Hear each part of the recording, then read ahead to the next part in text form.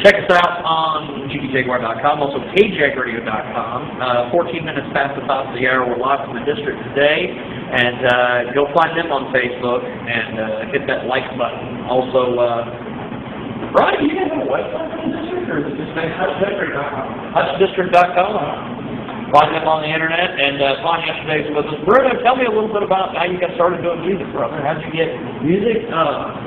Well, long story short, I do braids, and my mom loves me a camera, but my friend was starting a band. Yeah. And he said I should play bass, it's easy, do one note the whole song. So I said, alright, I'll do it as a small hobby. And I went to Guitar Center at 3 o'clock in the morning. That's cool. 2006, they had a Memorial Day sale. So I bought a pretty cheap bass combo with a Fender Squire, a little amp. And I just picked it up. The first time I learned was Are You Gonna Be My Girl by Jet. Yeah. And from then on, I just started liking it more and more. And I used to be into heavier music, like System of a Down. I used to love them. I realized that the bass wasn't really predominantly cool. It was just there. Yeah. Just started liking the Red Hot Chili Peppers, more funky stuff, and jazz. And eventually I just fell in love with it. And it's my thing now. Cool. Now, you guys are incredible musicians. That was some good stuff you guys are doing up there. You guys have been playing, you guys mentioned you've been doing shows like every weekend. Where are some of the places you guys have been playing? Yeah, it was crazy. We didn't even plan it, but next thing we knew, we got our schedule. We had a show booked every weekend for October. Yeah. This is the last thing we have booked for right now, just taking our time off. But the first show we ever played, which was just me and Derek, was actually here in Touch. It was at Water Barn, which I think I heard closed down, unfortunately. But that was our very first show. It was like Thursday night or something. So just a real small show. After that, where did we go? Did we go to Meat Corner? Yeah, that was... Yeah, I think we were at Meat Corner there in the Chicago, which was Bruno's first show, and then we played at America's Pub. We were supposed to play at the Scenery, which is a brand new venue opening up to a shop, Tyler Road, but unfortunately they didn't have it open yet, so we played at the Eagles Lodge, where we got to open up for Ryan Cabrera on the Florida. So that's the biggest thing we've had show-wise so far, and that was really exciting. I mean, I remember being 10 years old and listening to him, so it was really cool to get him to see him play and play before him. That's cool. Now, you guys, pretty much since you're a new band, you're out there trying to do all sorts of different things, trying to get people interested in your music. What are some of the marketing ideas and things that you guys are throwing out there? Are you guys really heavily into the Facebook stuff? Oh, yeah. Facebook, definitely. I refuse to do Twitter. So, if we're going to do Twitter... You refuse to do... Well, you've got a fan in Chester, because he refuses Twitter as well. But, you know, if we're going to do Twitter, I'm sure one of them will handle it. We have a website. It's just under construction. There's so much going on show-wise that we're just trying to get that going, and then they're going to come to the website, which I guess kind of getting the cart before the horse.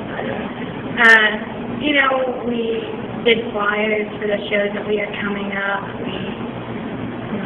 I had a little technique which in college I'm in a few classes where I have to speak in front of the whole class, so I threw in references to shows that were coming out for my band and then speech that I had a presentation. So that raised some awareness. I sold some tickets doing that. That's actually not that bad. I think we go to different venues, just, venues we didn't even hear about. In Wichita, small, Holden Mall, restaurants that have live music that no one knows about. We go there, we give people CDs, and we just walk down, give them CDs, ask them if we can play, and, even if we didn't play there, they still had our CDs. We went to, this is weird, we went to the Super Salad. I don't know why we went there, but we went ahead and dropped a... It's off rock. Yeah, it is. Yep.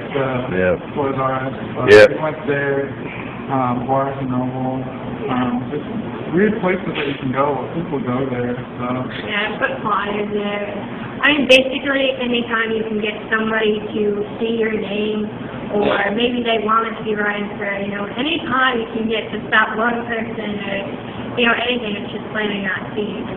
We hope that we're going to go somewhere here and really start going. So, maybe they'll be like, oh yeah, I think I remember seeing something about this. You never know who's going to see it. So. Well, I think personally, you guys would be a perfect band for Third Thursday here in Hutch. That would be really cool to see you guys doing that. I'll send you some. Yeah, definitely. We're always open for any show. We're not going to tune down the show. Most bands, they wouldn't play so many times within a month, but since we're starting out, you kind of have to play wherever you can get your music going so everyone can hear. Even if it's 2 or 3 people, those 2 or 3 people can do a lot for you. They could invite like 10 friends to your next show, and that's how it really starts, just doing those small shows.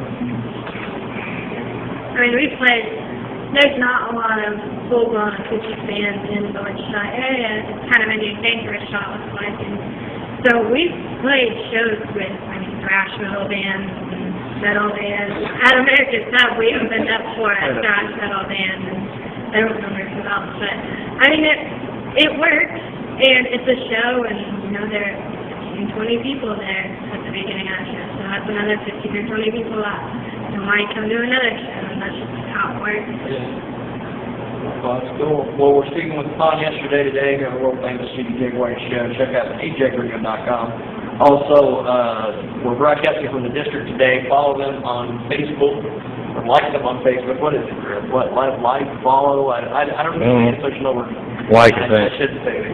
Like. It's like. If you go like them on Facebook, and they do every once in a while different specials and things like that, where you never know exactly what they're going to be doing. They've got some live music. The Leane's coming to town here in a couple weeks. Should be a great show. I believe it's the 19th of November. It's going to be a fabulous show here at the district. From what Brian told me, the place is almost sold out. So it's going to be a big show. And 22 minutes after the hour. Now, you guys, when you started doing music, what do you guys have for like a goal? Are you guys wanting to be like some of these bands are like, we gotta get a record label, man? I think Madison Square Garden. Yeah, I think that would be That's not a bad idea. Pretty high up there. We all have, I think we're all real serious about music. He started when he was, Derek started when he was 10, got into music really, and I started when I was 11, and then Bruno. So we've all been in this for a long time. It's just, now it's serious. Now we're ready to go. So I think, we were just talking about in the next 6 months, ideally where we would want to be, and we want to release full-length self-written albums within the next 6 months, and probably start doing some out-of-state shows, and we're just going to go for it. There's nowhere to go but up when you're at the bottom, so there's nothing to lose. So, now, if we were to look at your guys' music collection, what would be the oddest thing you'd find on your iPod or whatever you look at? I have some classic retro Mexican music in my iPod. All right, there you go. Maybe also some. I like to listen to soundtracks of movies. And for the Glorious Bastard soundtrack, there's a lot of 1920s German polka, jazz stuff. Yeah, I don't know. If you look at my iPod, I probably have like a whole house full of people's music. Because I have everything on there. I've got country, I've got metal, I've got jazz, I've got classical music. It's just everything. I still have, what's their name? I have the Backstreet Boys, I have Pink, I have Britney Spears.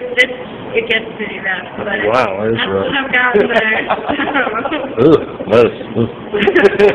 I think the weirdest thing that you see in my music collection, which you probably wouldn't expect me to listen, is, I don't know if you know who Seth MacFarlane is, the guy, and he released an album of swing jazz. Oh, that's cool. You know, once I heard little clips of it, I'm like, I have to get that. And it sounds, you know, it's really good. And I loved how music was back in the day, where it was really big. Everyone would get dressed up and come in their cars and, you know, just to go listen to a band. And so that's what that kind of music reminds me of. But that, you know, that's probably the weirdest thing you'll see on my iPod. Now, what are your guys' plans as far as putting out an album and doing music distribution and all that? You guys have basically we released an EP that we did self-recording, just with Pro Tools on my laptop and some phones that we stuck to the wall. It works pretty well. I mean, it sounds well done and everything, but I think ultimately we probably want to go to a studio for this one just because it's so real self-written album, you know. Yeah. We're not going to wait around for a label to come before we release something or anything like that. But we know we can do it on our own. Labels just make it a little bit easier. Yeah. So probably a recording studio and just Jared's coming up with some really good stuff here lately, and we're just excited to start writing to it and ready to go. That's cool. Fancy. Now, what would you categorize your guys' music as? Genre?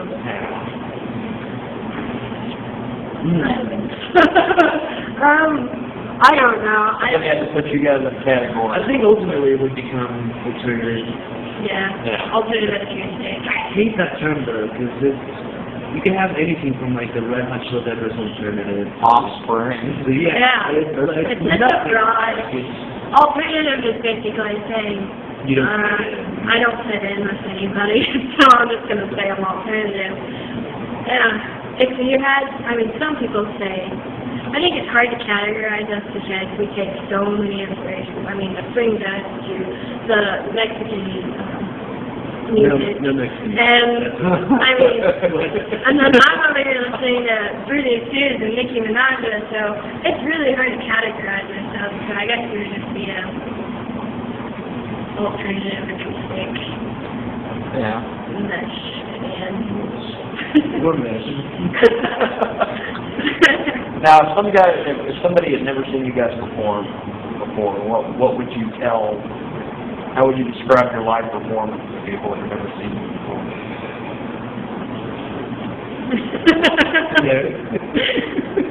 Well, we just try to capture, you know, the stage and show emotion. We're not going to be up there jumping around. I mean, I wish we could, but you know, this is acoustic, and we're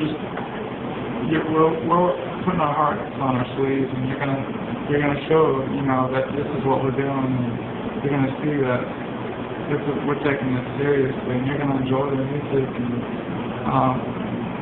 you know, it's really good just to listen to it, and you know, a lot of bands don't listen to their music, but you know, I'm one of those people that do, and I enjoy what we put together, and you know, it's really good. I'm not saying that to try to promote us, but I really enjoy listening to our own music.